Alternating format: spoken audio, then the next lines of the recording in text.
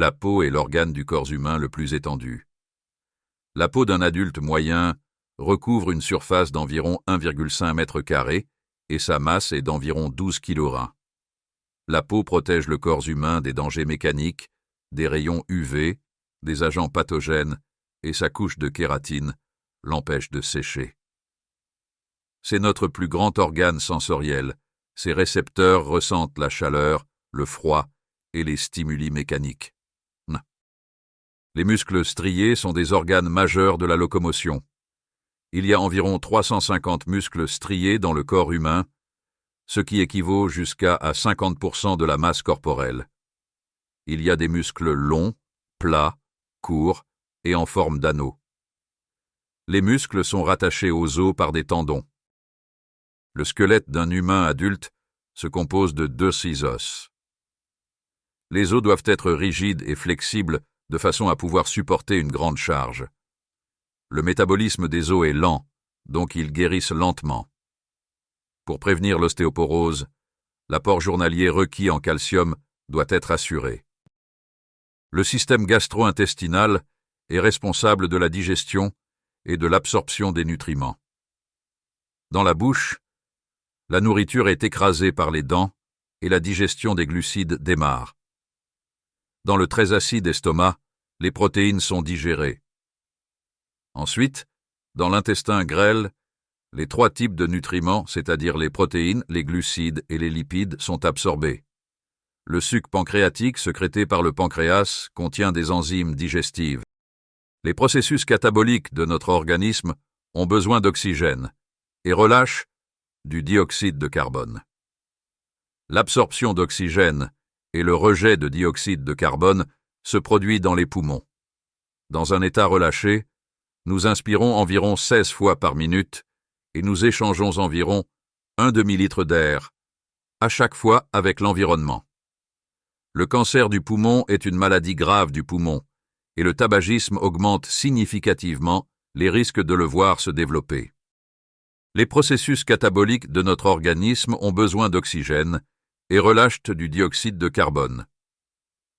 L'absorption d'oxygène et le rejet de dioxyde de carbone se produit dans les poumons. Dans un état relâché, nous inspirons environ 16 fois par minute et nous échangeons environ 1 demi-litre d'air à chaque fois avec l'environnement. Le cancer du poumon est une maladie grave du poumon et le tabagisme augmente significativement les risques de le voir se développer. Les matériaux superflus et dangereux sont filtrés par les reins.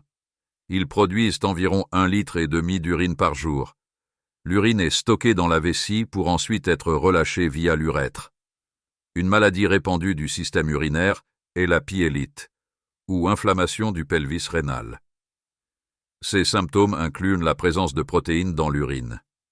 Les caillots rénaux se forment souvent dans les reins. Ils peuvent entraîner de petites plaies, donc la présence de sang dans les urines. Le système nerveux ainsi que notre système hormonal est responsable du fonctionnement coordonné et régulé de notre corps. Le système nerveux central consiste du cerveau et de la moelle épinière, alors que le système nerveux périphérique est composé de nerfs qui se chargent de transmettre les signaux entre le système nerveux central et les organes. Il y a 12 paires de nerfs crâniens qui sont directement reliés au cerveau et 31 paires de nerfs qui émergent des segments de la moelle épinière. Le centre du système endocrinien est l'axe hypothalamo-hypophysaire.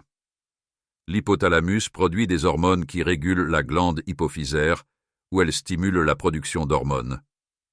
Ces hormones stimulent d'autres glandes endocriniennes, la glande adrénaline et les glandes reproductives. Le pancréas n'est pas régulé par l'axe hypothalamo-hypophysaire. La lymphe est le liquide qui se trouve dans les espaces interstitiels, connu également sous le nom d'espace de tissu. Elle est produite à partir du sang par osmose via les parois des capillaires. Les produits du métabolisme sont aussi transportés par la lymphe. Les organes génitaux servent à la reproduction, ils produisent des gamètes. Lors de la fécondation, l'ovule rencontre et s'unit à un spermatozoïde. Ils forment un zygote à partir duquel l'embryon se développe. Les glandes reproductrices des mâles sont les testicules, qui produisent des spermatozoïdes. Les spermatozoïdes est stocké dans l'épididyme. Lors de l'éjaculation, ils sont éjectés avec du sperme via l'urètre. Le sperme est produit par la prostate et les vésicules séminales.